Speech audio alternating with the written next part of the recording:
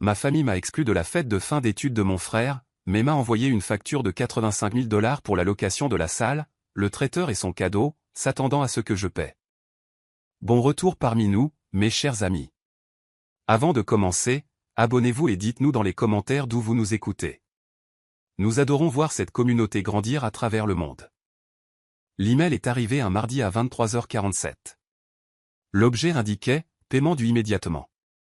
J'étais assise dans mon bureau à domicile, en train de terminer les rapports trimestriels pour la start-up technologique où je travaillais 70 heures par semaine depuis 3 ans.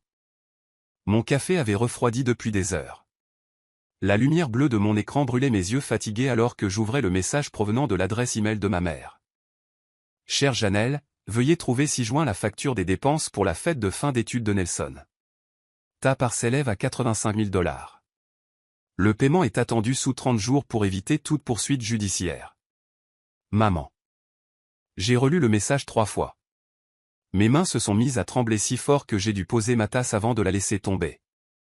85 000 $. Pour une fête dont j'ignorais même l'existence. J'ai cliqué sur la pièce jointe avec des doigts fébriles. Le PDF s'est chargé lentement, chaque ligne apparaissant comme une gifle en plein visage. Location de la grande salle de bal, 35 000 traiteurs pour 2001 vie. S. 28000. Montre Rolex personnalisée, cadeau de fin d'études, 18 000 photographiés vides. Ographie, 4 000. Mon frère Nelson avait obtenu son diplôme de droit 2 semaines plus tôt. Je le savais parce que j'avais vu les photos sur Instagram, toute ma famille souriante dans leur tenue de soirée, coupe de champagne levée, célébrant sa réussite. Je n'étais sur aucune photo. Personne ne m'avait parlé de la fête. Personne ne m'avait invité. Mais apparemment, il s'attendait à ce que je paie la note. J'ai attrapé mon téléphone et appelé ma mère. Ça a sonné 4 fois avant de tomber sur la messagerie. Vous êtes bien chez Patricia. Laissez un message. Maman, c'est quoi cette facture infernale? Rappelle-moi. Tout de suite. Elle n'a pas rappelé ce soir-là. Je n'ai pas dormi. Comment aurais-je pu? À 6 heures du matin, j'étais assise à ma table de cuisine, fixant cette facture, essayant de comprendre comment ma famille pouvait être aussi cruelle. Nelson avait toujours été le favori. Dès sa naissance, 5 ans après moi, il avait été traité comme un roi. Quand il a voulu des cours de piano à 6 ans, papa a acheté un piano à queue. Quand j'ai demandé du matériel de dessin au même âge, maman m'a dit d'utiliser des crayons du magasin Discount. Janelle, tu dois comprendre quelque chose, m'avait dit papa quand j'avais 12 ans et Nelson 7. Nous étions assis dans son bureau et je venais de demander pourquoi Nelson avait eu un nouveau vélo alors que le mien était cassé. Nelson a du potentiel. Un vrai potentiel. Il va devenir quelqu'un d'important. Toi, tu es une fille intelligente, mais tu es pragmatique. Tu t'en sortiras bien, mais Nelson. Lui, il est spécial. Ces mots se sont gravés dans ma mémoire comme une marque au fer rouge. J'ai payé mes études grâce à des bourses et 3 petits boulots. Nelson, lui, a eu ses frais de scolarité payés intégralement, plus un appartement de luxe et une voiture neuve. Quand j'ai obtenu mon diplôme en informatique avec mention, 12 personnes sont venues à un petit dîner. Quand Nelson a obtenu sa licence, ils ont organisé une fête pour 80 personnes dans un country club. Je me suis dit que ça n'avait pas d'importance. Je me suis dit que je prouverais ma valeur par mon propre succès. À 28 ans, j'étais ingénieur logiciel senior et je gagnais 180 000 $ par an. J'avais acheté ma propre maison, construit ma propre vie. Mais ça, c'était différent. J'ai rappelé ma mère à 7 heures du matin. Cette fois, elle a répondu. Janelle, il est très tôt. Tu m'as envoyé une facture de 85 000 $. Oui, a répondu ma mère d'une voix froide et factuelle, comme si elle discutait d'une liste de courses.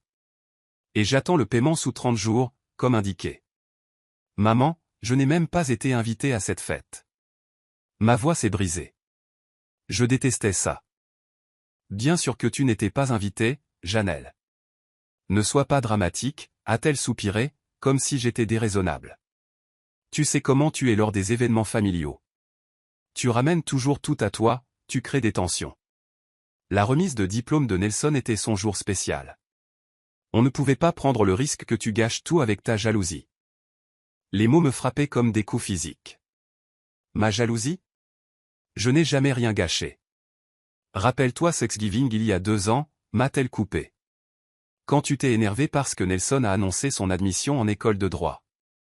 Tu as rendu toute la soirée inconfortable. Je me souvenais de ce Thanksgiving différemment. Nelson avait annoncé son admission et tout le monde avait applaudi. Puis papa s'était tourné vers moi et avait dit, « Tu vois Janelle ?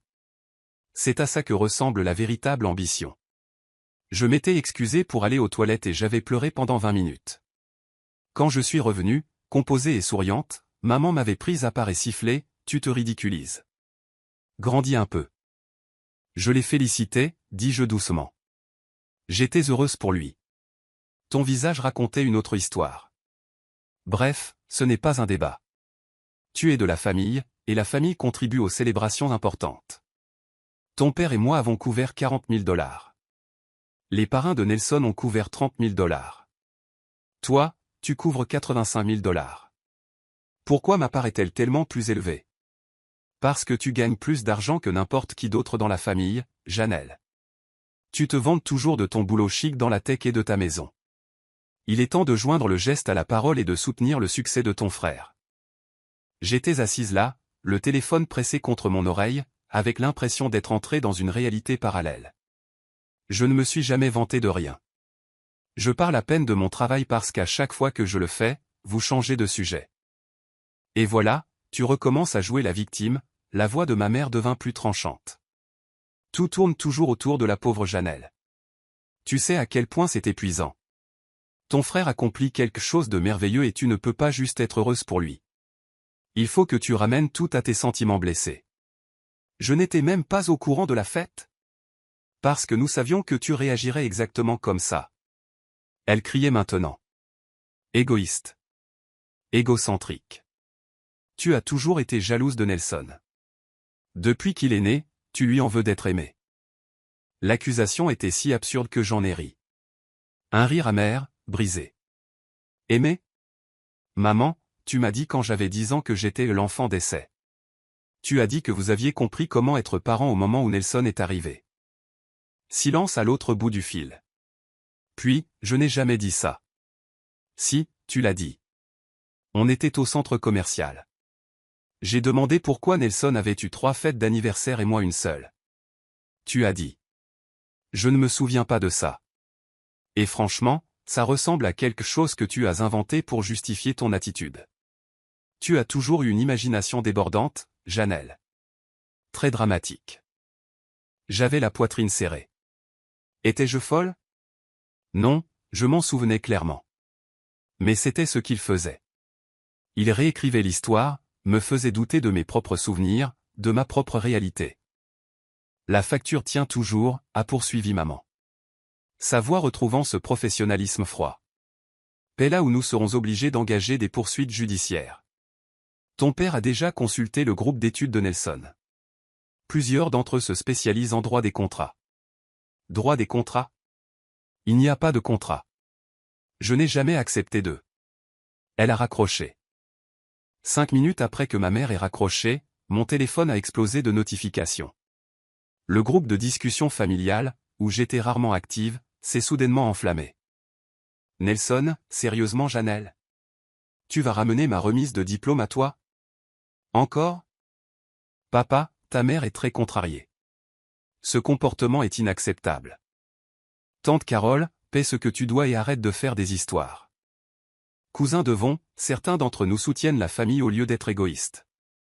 Je fixais les messages qui affluaient. Mes mains tremblaient en tapant ma réponse. Moi, je n'ai pas été invité à la fête. En quoi est-ce juste?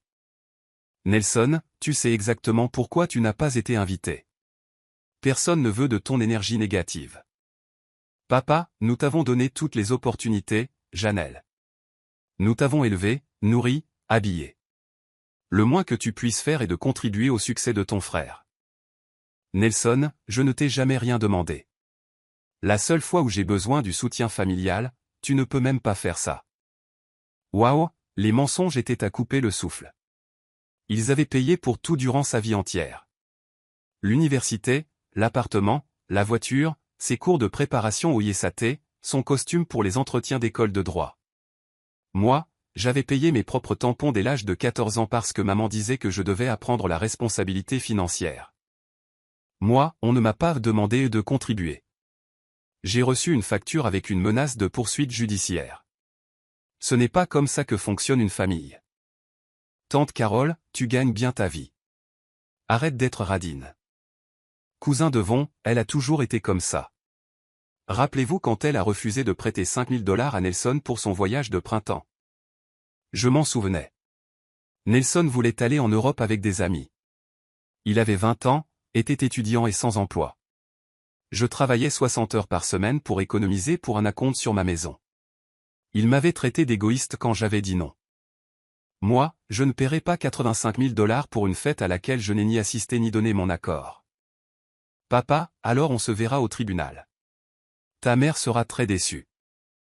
Les messages continuaient d'arriver, chacun coupant plus profondément que le précédent.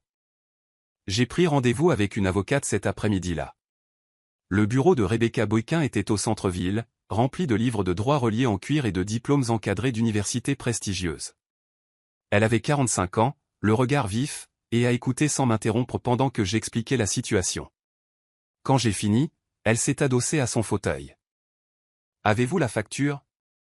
Je lui ai tout montré, l'email, le PDF, les SMS du groupe familial. Rebecca est restée silencieuse un long moment, son expression illisible. Puis elle a dit, ils ne peuvent pas vous poursuivre. Il n'y a aucune base légale. Vous n'avez jamais accepté de payer, n'avez rien signé, n'avez pas été consulté. C'est franchement insensé. Le soulagement qui m'a envahi était si intense que j'ai failli pleurer. Donc je l'ignore juste? Légalement, oui. Mais Janelle, je dois vous demander, voulez-vous une relation avec ces gens? La question m'a prise au dépourvu. C'est ma famille. Le sont-ils? La voix de Rebecca était douce mais ferme. Une famille ne vous tend pas d'embuscade avec des factures pour des fêtes où vous n'étiez pas invité. Une famille ne menace pas de procès. Ce que vous décrivez ressemble à de la violence économique. Violence économique. Le terme restait suspendu dans l'air entre nous. En grandissant, y avait-il eu d'autres cas de traitement inégal? De manipulation financière? J'ai pensé à mon fonds pour l'université qui avait disparu juste avant que je ne termine le lycée. Comment mes parents avaient prétendu qu'il n'y avait pas d'argent, mais avaient ensuite payé toutes les études de Nelson 2 ans plus tard. Comment on m'avait dit de trouver un travail à 14 ans alors que Nelson recevait de l'argent de poche jusqu'à ses 22 ans. Oui, ai-je chuchoté. Beaucoup. Alors ce n'est pas une question de facture de fête. C'est une question de contrôle. Ils testent pour voir s'ils peuvent encore vous manipuler pour vous soumettre. Ces mots ont touché quelque chose de profond en moi. Elle avait raison. Que dois-je faire? C'est à vous de décider. Mais quoi que vous décidiez, assurez-vous de vous protéger. J'ai décidé d'essayer une dernière fois. Face à face. Comme des adultes. J'ai conduit jusqu'à la maison de mes parents le samedi matin, l'estomac noué par l'anxiété et la colère. Papa a ouvert la porte. Il ne m'a pas invité à entrer. Qu'est-ce que tu veux, Janelle? Parlez. De la facture. De la fête de Nelson. De tout. Il a croisé les bras sur sa poitrine, bloquant l'entrée. Derrière lui, je pouvais voir ma mère assise dans le salon, regardant délibérément ailleurs. Il n'y a rien à discuter. Tu nous dois de l'argent. P.O. assume les conséquences. Papa, s'il te plaît. Est-ce qu'on peut juste parler? Je ne comprends pas comment on en est arrivé là. Je suis ta fille. Une fille qui refuse de soutenir son frère, m'a-t-il interrompu. Une fille qui a toujours été difficile, qui a toujours causé des problèmes. Ta mère et moi en avons assez. Les mots étaient comme un couteau entre mes côtes. Difficile? En quoi ai-je été difficile? Tu veux une liste? Sa voix s'est élevée. Tu as toujours été jalouse de Nelson. Toujours en compétition avec lui. Tu ne supportais pas qu'il soit plus intelligent, qu'il réussisse mieux. Il ne réussit pas mieux. J'ai une carrière. Je suis propriétaire. Tu travailles avec des ordinateurs, a dit papa avec dégoût. Nelson va être avocat. Un vrai professionnel. Quelqu'un qui compte. Le mépris dans sa voix était absolu. Cet homme qui m'avait élevé me parlait comme si je n'étais rien. Je compte, dis-je doucement, les larmes coulant sur mon visage. Je compte aussi. Alors prouve-le. Paie pour la fête de ton frère. Montre-nous que tu fais vraiment partie de cette famille. Ma mère s'est finalement levée et s'est approchée. Janelle, tu te ridiculises. Rentre chez toi. Envoie l'argent. Arrête d'être égoïste. On t'a mieux élevé que ça. Je les ai regardés tour à tour. Ces deux personnes qui m'avaient mis au monde, qui étaient censées m'aimer inconditionnellement. Non, ai-je dit. Je ne paierai pas. La semaine suivante fut un enfer. Mon téléphone ne cessait de vibrer avec des messages de membres de la famille que je connaissais à peine, me disant tous quelle horrible personne j'étais. Quelqu'un, je soupçonnais Nelson, avait partagé la situation sur les réseaux sociaux, la présentant comme « Ma sœur ingrate refuse de contribuer à ma remise de diplôme ». Ses amis commentaient « C'est affreux, mec.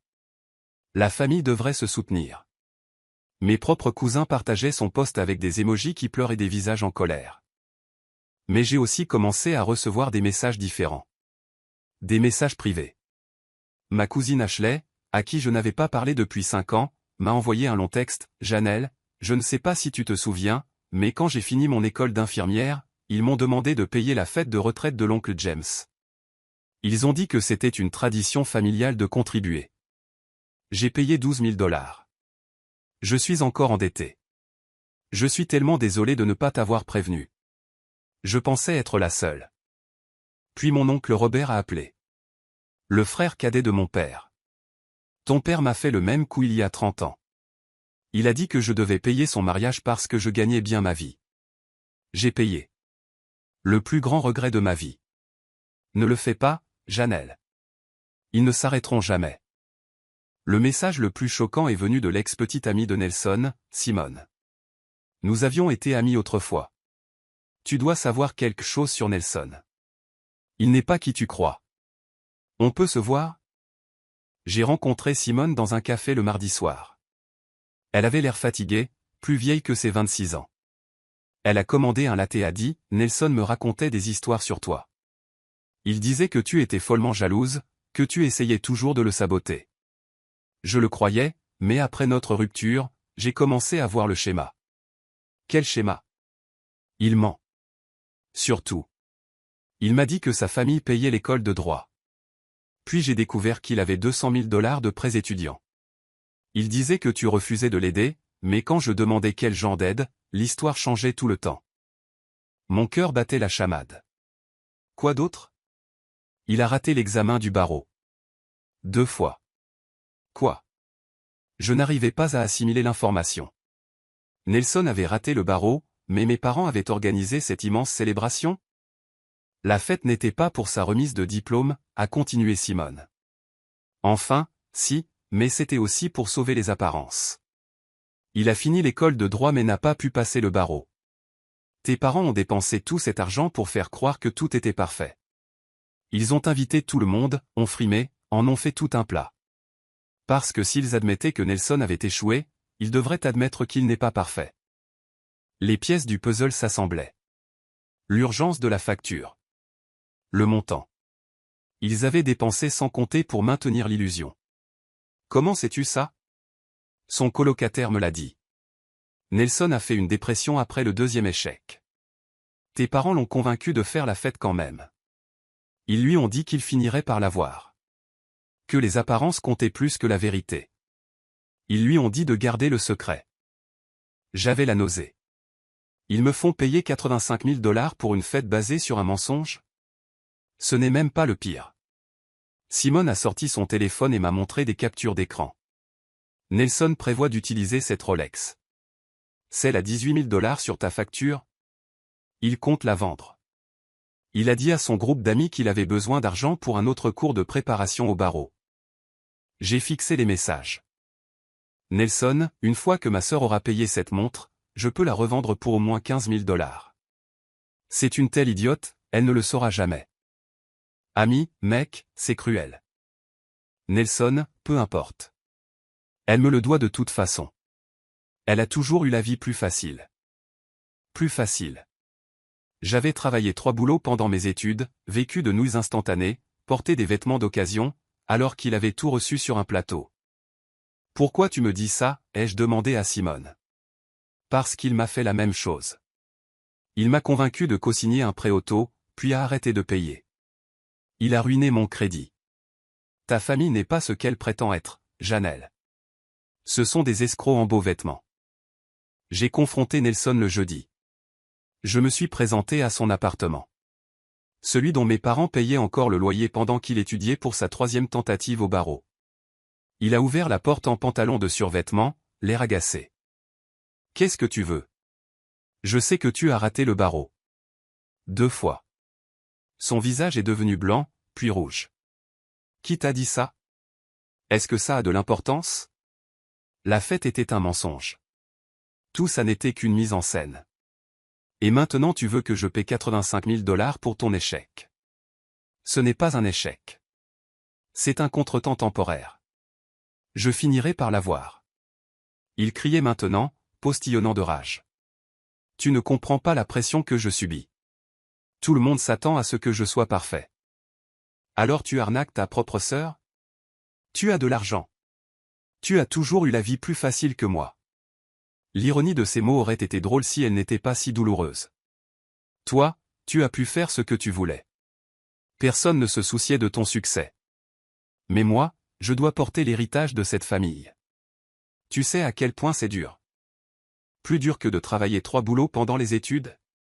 Plus dur que d'entendre nos parents t'appeler spécial tout en me traitant de pragmatique?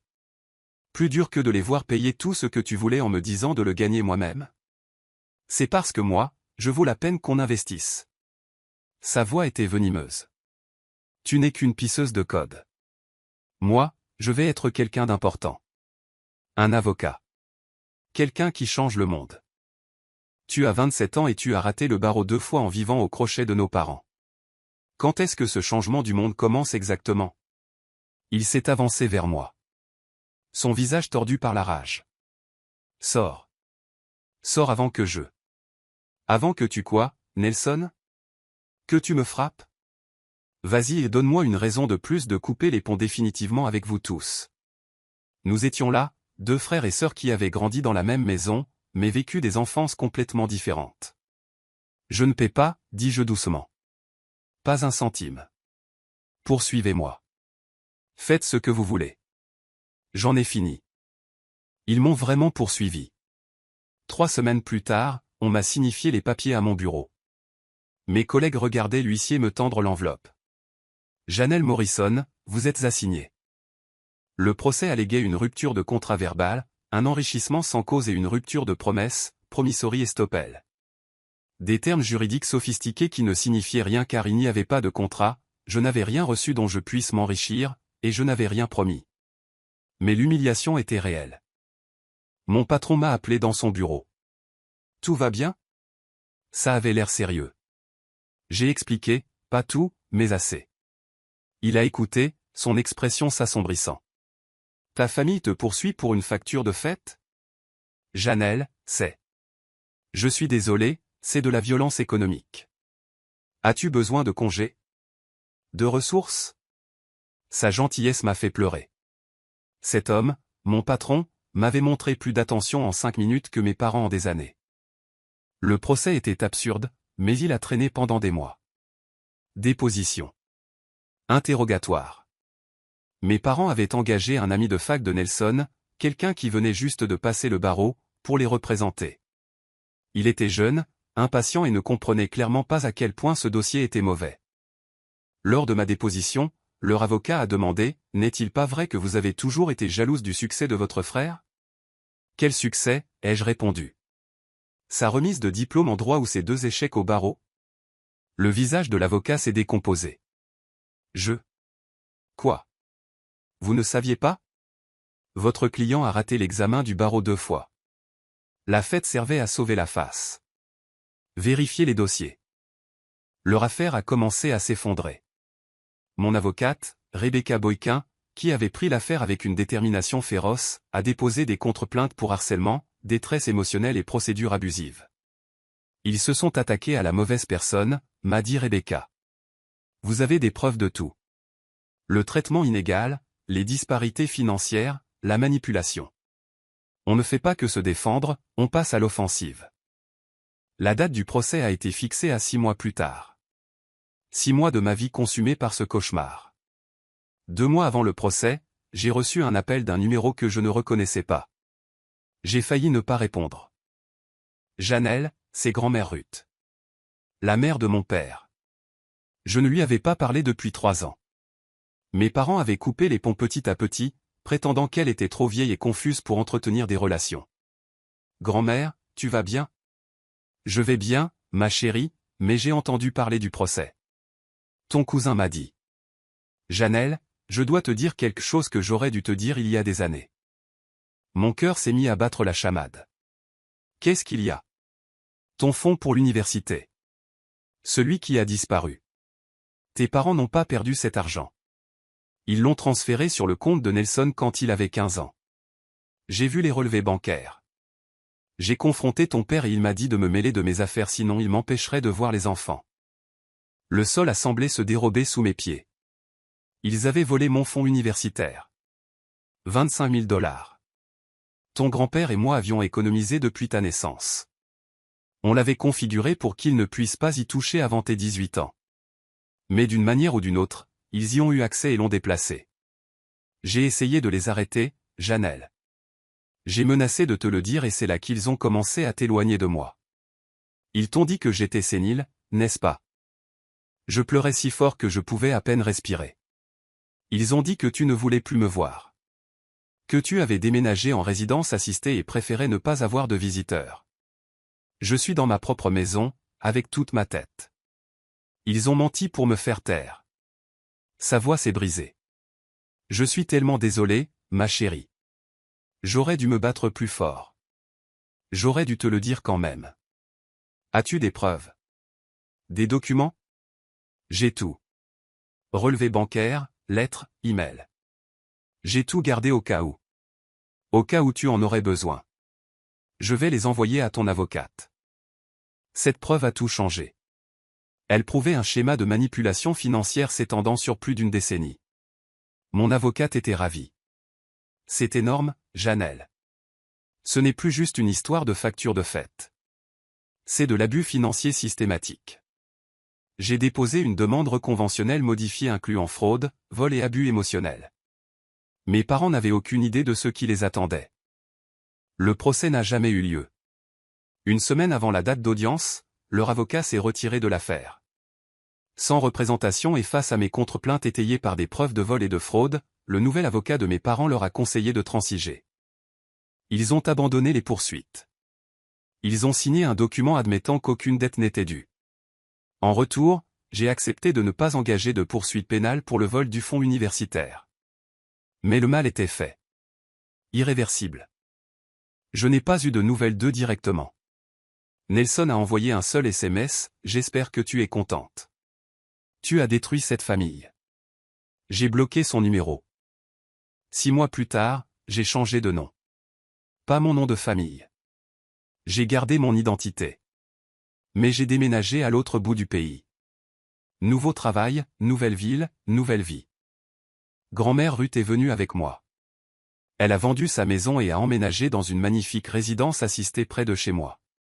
Nous dînons ensemble tous les dimanches. Elle me raconte des histoires sur mon grand-père, me montre des photos de moi bébé que mes parents n'ont jamais partagées. Tu étais tellement aimé, me dit-elle. Par nous. Toujours par nous. Je suis en thérapie maintenant. J'apprends que je n'étais pas folle, pas dramatique, pas le problème. J'apprends que certaines familles sont brisées de manière irréparable. J'ai encore des moments de deuil, non pas pour mes parents tels qu'ils sont, mais pour les parents que je méritais et que je n'ai jamais eus. Je pleure la sœur que j'aurais pu être pour Nelson s'il avait été élevé pour me voir comme une humaine. Mais surtout, je me sens libre. La semaine dernière, j'ai été promue directrice de l'ingénierie. Je gagne 250 000 $ par an. J'ai acheté à grand-mère Ruth un collier magnifique pour son anniversaire. Je fais des dons pour des bourses destinées aux étudiants de première génération. Et je ne doute plus jamais, jamais de ma valeur. Parfois, les gens me demandent si ma famille me manque. La réponse est compliquée. L'idée de la famille me manque. Ce que je pensais que nous étions me manque. Mais la réalité ne me manque pas. La cruauté déguisée en amour, la manipulation masquée en tradition. Mon collègue m'a demandé récemment, penses-tu qu'ils ont un jour compris ce qu'ils ont fait de mal? J'y ai réfléchi longtemps. Puis j'ai dit, non. Et c'est la partie la plus triste. Ils pensent toujours qu'ils avaient raison. Ils pensent toujours que je suis la méchante. Ils ont probablement trouvé de nouvelles histoires à raconter sur leur fille ingrate qui les a abandonnés. Est-ce que ça te dérange? Avant, oui. Mais j'ai réalisé quelque chose. Je n'ai pas besoin qu'ils comprennent. Je n'ai pas besoin de leurs excuses ou de leur reconnaissance. J'ai besoin de guérir. Et c'est ce que je fais. Ce soir-là, seul dans mon appartement, je me suis enfin autorisé à pleurer, non de douleur, mais de soulagement. J'ai fait le deuil de la famille que je n'ai jamais eue, j'ai dit adieu à la fille qui espérait sans cesse qu'il l'aimerait, et j'ai embrassé la femme qui s'aimait enfin elle-même. La facture est encadrée sur mon mur maintenant. Un rappel. Non pas de leur cruauté, mais de ma force. Le jour où j'ai dit non. Le jour où je me suis choisi. Ils voulaient 85 000 $. Ils ont dit qu'ils avaient perdu une fille. Et d'une certaine manière, c'est moi qui en suis ressorti plus riche. Si cette histoire a résonné en vous, appuyez sur le bouton j'aime et abonnez-vous pour plus d'histoires vraies et émouvantes. Avez-vous déjà fait face à des dynamiques familiales toxiques? Partagez votre expérience dans les commentaires. Votre histoire pourrait aider quelqu'un d'autre à se sentir moins seul. Rappelez-vous, se choisir soi-même n'est pas égoïste. C'est de la survie. Vous méritez d'être valorisé, aimé et respecté. Et si votre famille ne peut pas faire ça, c'est normal de construire votre propre famille avec des gens qui le peuvent. Merci d'avoir regardé, et n'oubliez pas, vous avez de la valeur, vous êtes assez, et vous n'êtes pas seul.